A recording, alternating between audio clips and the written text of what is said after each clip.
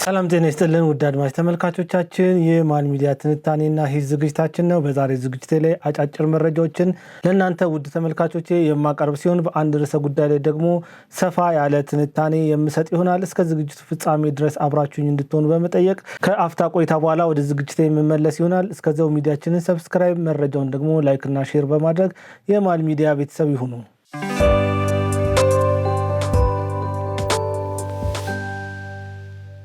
ተመልሻለሁ ውድ ተመልካቾቼ። ወደ አጫጭር መረጃዎቼ ከማለፌ በፊት በትናንትናው ዕለት በሰራው ትንታኔ ላይ የአርሰናልን ስም አንስቼ ለማነጻጸር የሞከርኩትን ነገር ብዙ ተመልካቾቼ እንዳልወደዳችሁት በአስተያየት መስጫው ላይ ነግራችሁኛል። እኔም አስተያየታችሁን ተቀብያለሁ። በዚያ ትንታኔ ያስቀየምኳችሁ ተመልካቾቼ በዚህ አጋጣሚ ይቅርታ በመጠየቅ ወደ ዛሬው መረጃ የማልፍ ይሆናል። አሁንም የእናንተ አስተያየት ለዝግጅቶቻችን ግብአት ስለሚሆኑ ሐሳብ አስተያየታችሁን በኮሜንት መስጫው ላይ መስጠታችሁን ቀጥሉበት። ወደ መጀመሪያው መረጃ የማልፍ ይሆናል። በትግራይ ክልል ዳግም ጦርነት ሊቀሰቀስ ነው በሚል ስጋት የትግራይ ክልል ነዋሪዎች በብዛት ከክልሉ እየወጡ መሆኑ ተሰምቷል። ከትግራይ ክልል እየወጡ ካሉ ህብረተሰቦች መካከል አብዛኞቹ ወጣት እንደሆኑም ተነግሯል።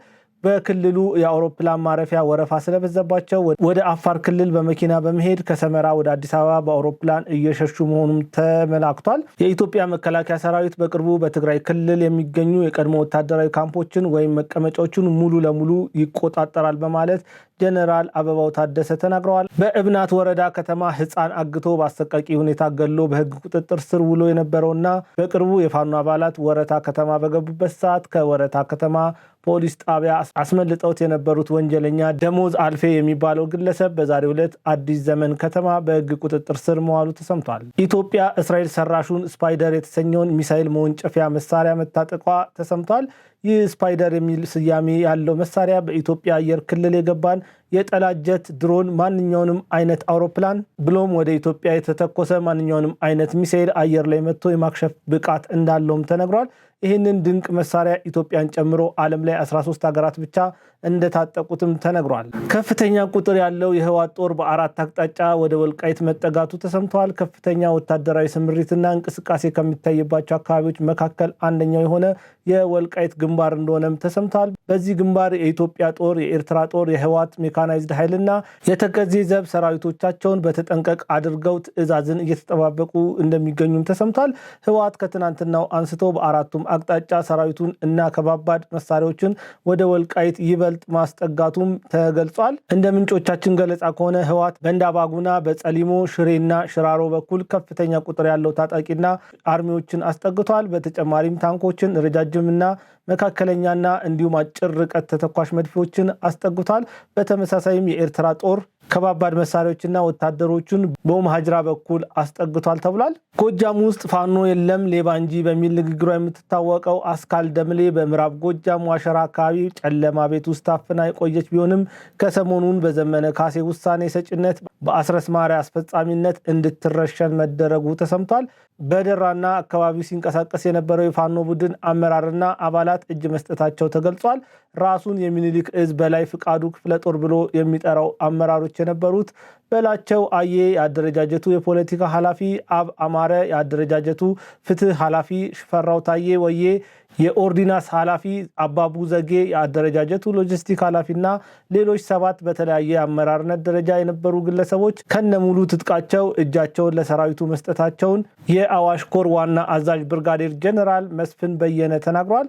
በተያያዘ ዜና በቡድኑ የተሳሳተ ፕሮፓጋንዳ ተታለው ሸፍተው የነበሩ 645 ታጣቂ የቡድኑ አባላት ከነመሳሪያቸው እጃቸውን መስጠታቸው የክፍለ ጦሩ አዛዥ ሌተናል ኮሎኔል ጌትነት ተናግረዋል። የኢትዮጵያ የሰላም አስከባሪ ኃይል በደቡብ ሱዳን ተልእኮውን በተሳካ ሁኔታ በማጠናቀቅ ሜዳሊያ ተበረከተለት። በደቡብ ሱዳን የተሰማራው የ21ኛው ሞተራይዝድ ሰላም አስከባሪ ሻለቃ አባላት በ6 ወር ቆይታቸው የተሰጣቸውን ግዳጅ በስኬት ማጠናቀቃቸውን ተከትሎ እውቅና እንደተሰጣቸው የመከላከያ ሚኒስቴር አስታውቋል። በደቡብ ሱዳን የተባበሩት መንግስታት ኃይል አዛዥ ሌተናል ጀነራል ሙሃን ሰበርማንያ ኢትዮጵያ ከየትኛውም ሀገር በፊት ለዓለም ሰላም መከበር ቀድማ ምላሽ የሰጠች ሀገር መሆኗን በመጥቀስ የሰላም አምባሳደርነቷን አጠናክራ ልትቀጥል ይገባል ሲሉ ተናግረዋል። በሰሜን ሸዋ ዞን ፍቼ ከተማ በመከላከያ ሰራዊት በብሔራዊ መረጃና ደህንነት እንዲሁም በዞኑ ፖሊስ ማለትም በዞኑ የጸጥታ ግብረ አበር ኃይል ብርቱ ክትትል በሰሌዳ ቁጥር አዲስ አበባ B6136 ቶዮታ መኪና መነሻውን ከጋምቤላ ከተማ አድርጎ አዲስ አበባን አቋርጦ መዳረሻውን ጎጃም ደብረ ማርቆስ በማድረግ ለጽንፈኛው ቡድን ሊደርስ የነበረውን 9 ፒኬኤም ብሬን ከአዘዋዋሪዎቹና ተሽከርካሪዎቹ ጋር በቁጥጥር ስር መዋሉን የ6ኛ እዝ የአዋሽ ኮር ምክትል አዛዥ ኮሎኔል ጋዲሳ ዲሮ ተናግረዋል። ውድ አድማጭ ተመልካቾቻችን ለሰዓቱ የነበሩን አጫጭር መረጃዎች እነዚህን ይመስላሉ። ከአፍታ ቆይታ በኋላ ስንመለስ ወደ ዋናው ሐሳቤ ማልፍ ይሆናል። መልካም ስም በስራ ይገለጻል፣ ስራችን ደግሞ ለኛ ምስክር ነው። ድርጅታችን ሰመር ሪል ስቴት ከዚህ በፊት በመሃል ካሳንቺስ ጥንቅቅ አድርገን ሰርተን ባስረክብናቸው ብዙዎች ያውቁናል። ዛሬ ደግሞ በዲፕሎማቶች መንደር በእንግሊዝ ኤምባሲ አጠገብ እንዲሁም በአዲሱ ቤተ መንግስት ስር እጅግ ዘመናዊ አፓርትመንቶችን ከታላቅ ቅናሽ ጋር አቅርበንሎታል። እጅግ ዘመናዊ ሊፍቶች፣ የመዋኛ ገንዳ፣ በቂ መሰብሰቢያ አዳራሽንና ለአንድ አባወራ 2 የመኪና ማቆሚያም አዘጋጅተናል። በካሬ ከ84,000 ብር ጀምሮ በ10% ቅድመ ክፍያ ለአጭር ጊዜ የሚቆይ እስከ 30% ልዩ ቅናሽ ይዘንሎት መተናል። ለበለጠ መረጃ በ0994 003949 ላይ አለያም በ0923 704049 ላይ ይደውሎ። ሰመር ሪል ስቴት። ለክርስትና ወደ ፍጽምና የተጠጋ ፍቅር ያላቸው ሰዎች በአንገታችን ላይ ያለው መስቀል የእምነታችን መለያ፣ የክርስትናችን ጌጥ ነው። ይህንን ውበታችንን በጉልበት ለመንጠቅ የሚመጣ ማንኛውም አካል ቀድሞ አንገታችንን ሊወስድ ይችላል እንጂ ክብራችንን ከአንገታችን ላይ ሊያስወልቅ አይችልም ይላሉ።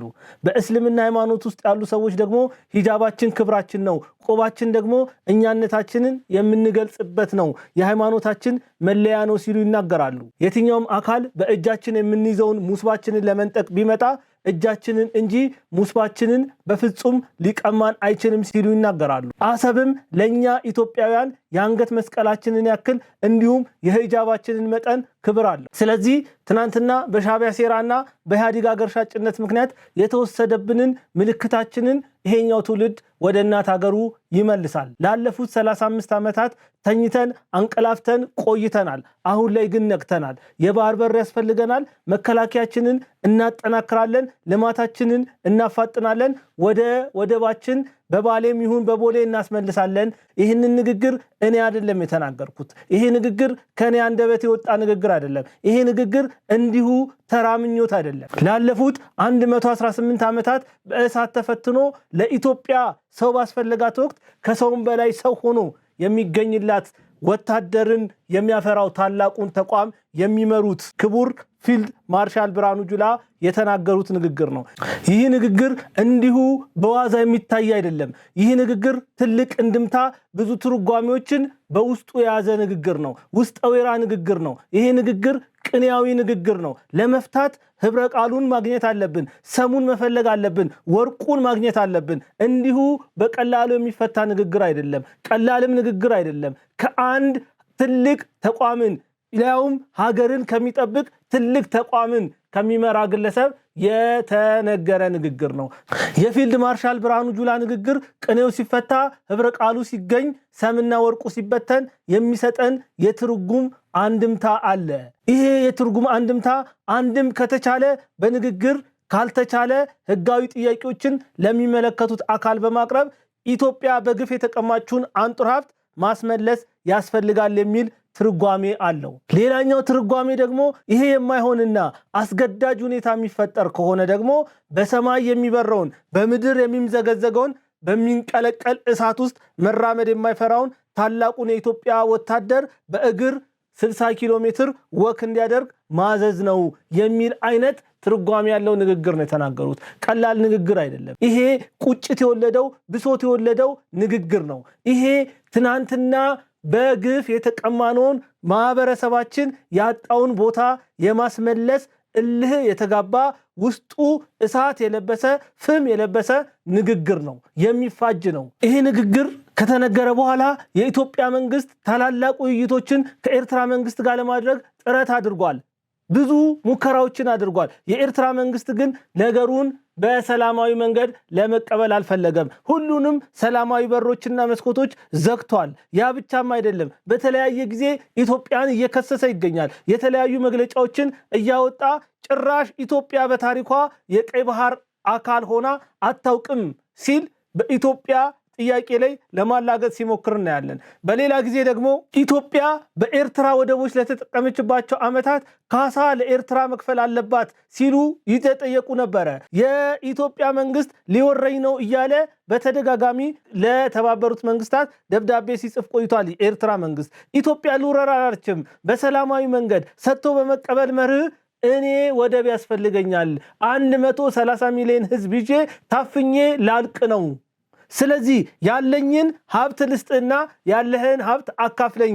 ለሰላም ብዙ እርምጃዎችን የተራመደችው ኢትዮጵያ ለኤርትራ መንግስት ደብዳቤ ጽፋ ነበር በቅርቡ በውጭ ጉዳይ ሚኒስቴሯ በኩል ኢሚዲየትሊ ከያዝከው የኢትዮጵያ መሬቶች ላይ ወጥተህ በሰላማዊ መንገድ ለመነጋገር ክፍት ነኝ የሚል ሐሳብን አመጣች። ነገር ግን የኤርትራው የማስታወቂያ ሚኒስቴር ይሄ ተራ ክስ ነው የሚል ማጣጣያ የሆነ መግለጫ ወጣ።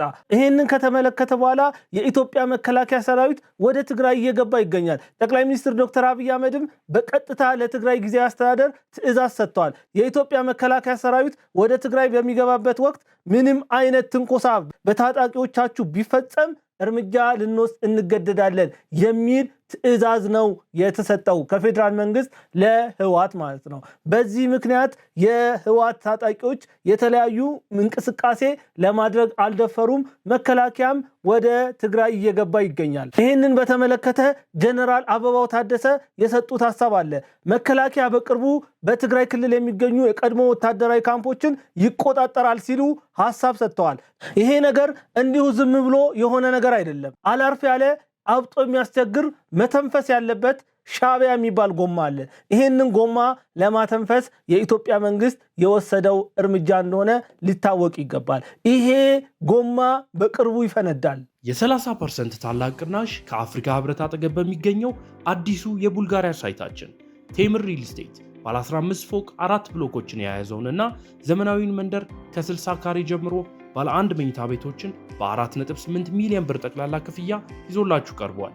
በተጨማሪም የዲፕሎማቶች መኖሪያ በሆነችው ሳር ቤት እናም በአዋሬ እስከ 35% ወይም እስከ 5 ሚሊዮን ብር ድረስ በሚደርስ ልዩ ቅናሽ የቤት ባለቤት እንዲሆኑ እንጋብዛለን። ንግዶን ለማሳደግ ደግሞ በመሃል ፒያሳ በአድዋ 00 ፊት ለፊት በ1.4 ሚሊዮን ብር ቅድመ ክፍያ ብቻ የሚሸጡ ጥቂት ሱቆችን አቅርበናል። በጋርመንት ገላንና ቡልጋሪያ ደግሞ የመኖሪያና የንግድ አማራጮችን በእውነተኛ ቅናሽ ያገኛሉ። ቴምር ሪል ስቴት ባለፉት 10 ዓመታት ከ500 በላይ ቤቶችን ለባለቤቶቻቸው በማስረከብ የታመነ ስም ነው። ዛሬውኑ በ0979 793956 ወይንም 0979 794997 ይደውሉልን። በዋትሳፕ እና ቴሌግራምም ያገኙናል። ቴምር ሪል ስቴት የጥራትና የታማኝነት መገለጫ።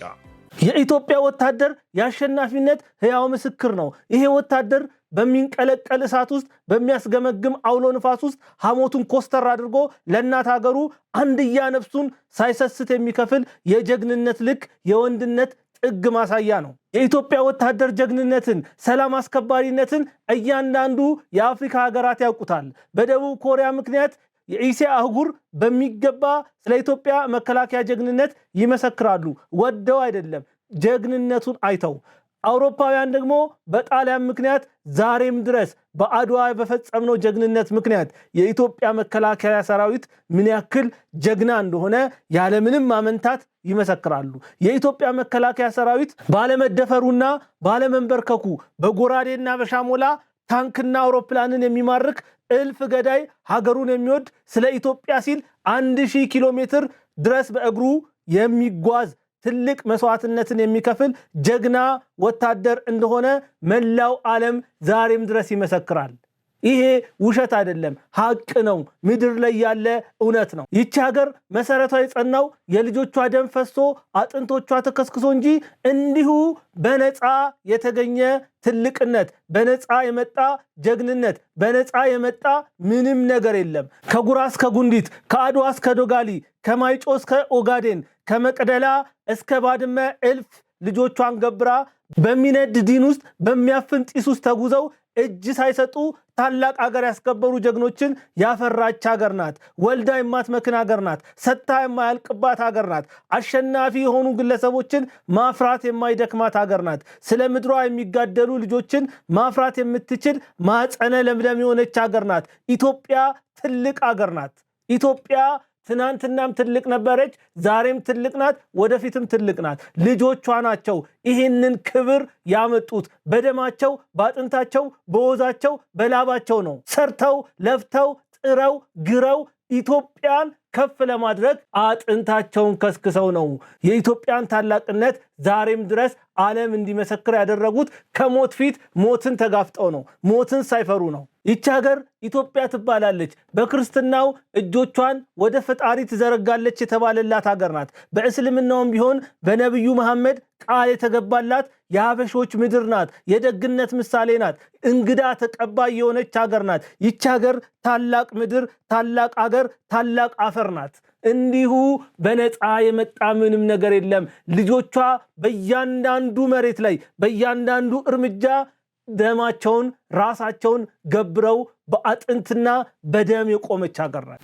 እያወራን ያለነው ስለ ኢትዮጵያ ወታደር ነው። ይህ ወታደር በተዳፈነ እሳት ውስጥ ረመጥ በሆነ በሚያንገበግብ በሚያቃጥል በሚያቀልጥ ነበልባል እሳት ውስጥ ስለ እናት ሀገሩ ብሎ መራመድን የማይፈራ በሞቱ ሀገሩን ቀና የሚያደርግ በማጣቱ ውስጥ ሀገሩ ከፍ ብላ እንድትታይ የሚያደርግ ጀግና ወታደር ነው። ይህ የኢትዮጵያ ወታደር ታሪክ ነው። የዚህ ወታደር ሰነዱ ሲገለጥ፣ ዶሴው ሲከፈት፣ ታሪኩ ሲታወስ፣ ብራናው ተከፍቶ ስንክሳሩ ሲታይ እጅን በአፍ የሚያስጭን እልፍ ገድሎችን የከተበ የዘመናት ድርሳኑ የበላይነት የሆነ መሸነፍን የማያውቅ የአሸናፊነት ስነ ልቦናን የተላበሰ ገድለ ብዙ የ34 ዓመትን ስብራት ሊጠግን ቁስላችንን ሊያክም እንባችንን ሊያብስ የተዘጋጀ የጎደለውን ታሪካችንን ያነስንበትን ህልውናችንን ለመመለስ ሰርክ ስለ ኢትዮጵያ ክብር ራሱን የሚገድል ወድቆ የሚያሸንፍ ዝቅ ብሎ ቀና ማድረግ የሚችል ታሪኩ ተነግሮ ጀግንነቱ ተጽፎ የማያልቅ ሕያው በሆነ በጸና የሐውልት ምልክት ታሪኩን በደም አሻራ የከተበ ኢትዮጵያ ሰው ባስፈለጋት ወቅት አቤት ብሎ ከሰውም በላይ ሰው ሆኖ ለማማ ኢትዮጵያ ጥሪ ምላሽ የሚሰጥ ጀግና ወታደርን የምታፈራ ሀገር ናት ይህች ሀገር። አሁንም ኢትዮጵያ ተጣርታለች።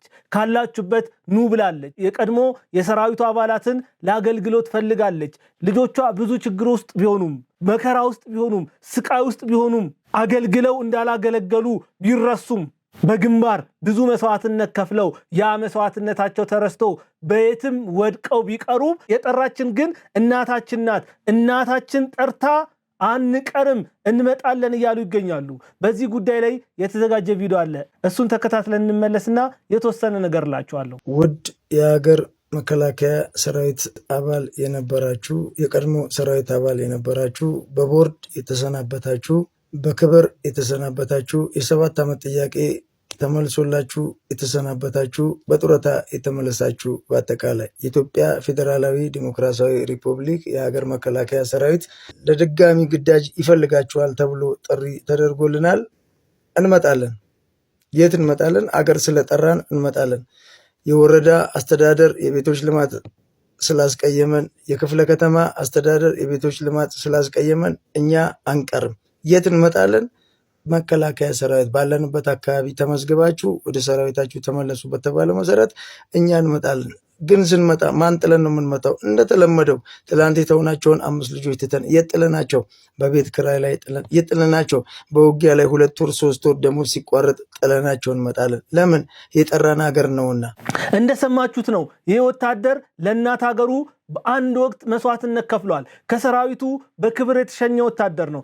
ግን ሀገሩ በድጋሜ ስትጠራው ለመመለስ አላመነታም። ይህ ወታደር ከወታደር ቤት መልስ ብዙ አለመፈለጎች፣ ብዙ መገፋቶች በክፍለ ከተማ አመራሮች፣ በወረዳ አመራሮች እንደደረሰበት ይናገራል። ይሁን እንጂ የጠራችኝ ሀገሬ ናት። እነዚህ ሰዎች በስልጣናቸው ተመክተው ቢያማርሩኝም ሀገሬ ግን ጠርታኝ፣ በእነዚህ ሰዎች ምክንያት ሀገሬን ልተው አልችልም። ሀገሬ ከነዚህ ሰዎች ትበልጣለች። ለሀገሬ ልሰዋ እመጣለሁ። ስመጣ ግን ልጆቼን ጥዬ ነው የምመጣው። ልጆቼን አደራ፣ ከልጆቼን በላይ ሀገሬ ትበልጣለች። ለዛ ነው ልጆቼን በትኜ እመጣለሁ የሚል እሳቤ ያለው ንግግር የተናገረው። ይህ ወታደር የሱ ብቻ እሳቤ አይደለም፣ የብዙ ወታደሮች እሳቤን ነው የተናገረው። ይህ ወታደር ልክ ነው። ሀገርን አገልግለው ሲመለሱ በየቦታ መጣል የለባቸውም። አግባብ አይደለም። ይሄ ነገር መስተካከል አለበት። ተቋሙ ለኢትዮጵያ ሲሉ አካላቸውን ላጡ ለሀገራቸው ሲሉ መስዋዕትነትን ለመክፈል ጀግንነትን ለመስጠት በግንባር የዘመቱ ሰዎች በሆነ አጋጣሚ ከመከላከያ ሲቀነሱ ዝም ሊላቸው አይገባም። አብሯቸው ሊቆም ይገባል። በፍጹም መረሳት የለባቸውም። በኢትዮጵያ ዳር ድንበሮች የተዋደቁ ልጆቿን ኢትዮጵያ እንዴት ትረሳለች? ማስታወስ አለባቸው። በቃ አንድ ወታደር ሲሆን ከሱ ጀርባ ያሉትን ሰዎች ኢትዮጵያ ልታስተዳድራቸው ይገባል። ሚስቱ ልትሆን ትችላለች፣ እናቱ ልትሆን ትችላለች፣ አባቱ ሊሆን ይችላል፣ ልጆቹ ሊሆን ይችላል። ኃላፊነት የኢትዮጵያ ነው መሆን ያለበት። ይሄንን በፍጹም መርሳት የለብንም። ብዙዎቻችን እኮ ወጥተን የምንገባው እነሱ ሀገርን ሰላም ለማድረግ በባዶ መሬት ላይ ሰማዩን ብርድ ልብስ አድርገው መሬቱን ደግሞ ፍራሽ አድርገው በማይመች ዓለም ላይ ተኝተው ነው እኛ ተመችቶን የምናድረው። ስለዚህ የኢትዮጵያ መከላከያ ሰራዊት ትልቅ ተቋም ነው። ይሄ ተቋም ተቀናሽ ወይም ተመላሽ ወታደሮችን ለሀገር እንደሚፈልገው ሁሉ ሲወጡ ፕሮፐርሊ መደረግ ያለበት ነገር አለ። አዎ አቅም የለንም፣ ብዙ ነገር የለንም፣ ልናደርግ ላንችል እንችላለን። ግን ደግሞ ከእያንዳንዱ ማህበረሰብ ላይ ተቀንሶ ይሄንን ወታደር ልናቋቁም ይገባል። ግዴታችን። እሱ ህይወቱን ሰጥቶ ነው እያቆመን ያለው። ህይወት ለሚሰጥ ወታደር ደሞዙ ስንት ነው? ስንትስ ቢከፈለው ነው ትክክለኛ ዋጋ የሚሆነው? ስንትስ ቢከፈለው ልንረካ የምንችለው? የእውነት የህይወት ዋጋ ስንት ነው? ይህንን መጠየቅ መቻል አለብን። የማይተካ ነፍሱን የሚሰጥ ሰው ስንት ነው ሊከፈለው የሚገባው? በገንዘብ የማይለካ ነገር አለ። ነፍሱን ነው እየሰጠን ያለው። ይሄ በገንዘብ የማይለካ ነገር የሚሰጠንን አካል አንዴ ብቻ ሊኖር ተፈጥሮ ያችንም አንድ ጊዜ ለሌላ ሰው መስዋዕት እያደረገ የሚኖርን ወታደር በፍጹም በቁጥር ልንለካው አይገባም። በፍጹም ይሄ ነው ያንተ ልክ ልንለው አይገባም። የሱ ልክ ከመጠን በላይ ነው። የቁጥር መጨረሻዎች ሁሉ ቢከፈሉት ያንሳል። ያ ኢትዮጵያ አቅሟ ላይሆን ይችላል። በዛ ደረጃ ኢትዮጵያ ለወታደሮች በሙሉ ላታደርግ ትችላለች። ግን እያንዳንዱ ኢትዮጵያዊ ማዋጣት ያለበትን መክፈል ያለበትን መክፈል መቻል አለበት። ቢያንስ ከወታደር ቤት ሲመለሱ የሚያርፉበት ነገር ሊኖር ይገባል። በቃ ሪሊፍ ሊያገኙ ይገባል። የወታደር ሚስት መሆን ክብር እንደሆነ፣ የወታደር ልጅ መሆን ክብር እንደሆነ ሰዎች እንዲረዱት ያስፈልጋል። ወታደርነት ለሀገር መስዋዕት ሊኮን የሚገባበት ትልቅ ተቋም ነው። ለሁሉም የኢትዮጵያ ወታደሮች ቤት ንብረትና መቋቋሚያ ሊሰጣቸው ግድ ይላል። እያንዳንዱ ማህበረሰብ ለነዚህ ወታደሮች ክብር ሊሰጥ ይገባል። በእነሱ ሞት ውስጥ ክብር አግኝተናል። በእነሱ ማለፍ ውስጥ ነው እኛ እየኖርን የምንገኘው። ለእኛ ህይወት መቃናት፣ ለእኛ ህይወት መሳካት እነሱ ምንጣፍ ሆነው ረግጠናቸው በስኬቶቻችን ላይ ቆመናል። ስለዚህ ለስኬቶቻችን፣ ለክብሮቻችን፣ ለማዕረጎቻችን ምንጭ ሆነው ምንጣፍ ሆነው ረግጠናቸው አሁን ላደረስንበት እንድንደርስ ያደረጉን እነዚህ ወታደሮች በክብር በከፍታ ቦታ ላይ ሊቆሙ ይገባል። በዚች ምድር ለወታደር የሚሰጠው ክብር አይነት ክብር ለማንም መሰጠት የለበትም። ይለያል። ቅድሚያ ሊሰጣቸው ይገባል። በሁሉም ቦታ ላይ ለነሱ የሚደረግ ነገር ሁሉ ያንሳል። ይሄ ለነሱ ይበዛል የሚባል ነገር መኖር የለበትም። በሞታቸው ሞታችንን እየሞቱልን ነው የሚገኙት። ህይወታቸውን አጥተው ህይወታችንን እያቆዩልን ነው የሚገኘው። ስለዚህ ዘላለማዊ ክብርና ሞገስ ለነዚህ ወታደሮች ሊሆን ይገባል። በቃ ለነሱ ማድረግ የሚገባንን ሁሉ ማድረግ መቻል አለብን። ይህ ወታደር በእሳት የተፈተነ ወርቅ ነው። በሚፍለቀለቅ ፍምና ረመጥ በሆነ እሳት ውስጥ ሳይፈራ ተራምዶ በሚንበለበል የእሳት ዲን ላይ እየተጓዘ ከእናት ሀገሩ በፊት አንገቱን ለሰይፍ የሚሰጥ ወታደር ነው። የኢትዮጵያ ወታደር ዛሬ በደም ብዕር የተከተበው የታሪክ አሻራውን የምናወራለት ጀግና ወታደር ነው። በየትኛው የዓለም ክፍል ላይ ቢዞር የኢትዮጵያን ወታደር የሚያክል ጀግና የለም። ስለዚህ ለዚህ ወታደር ክብር ልንሰጥ ይገባል። ይሄ ወታደር ህይወቱን ሰጥቶ እያኖረን ይገኛል። ክብር ለወታደሮቻችን።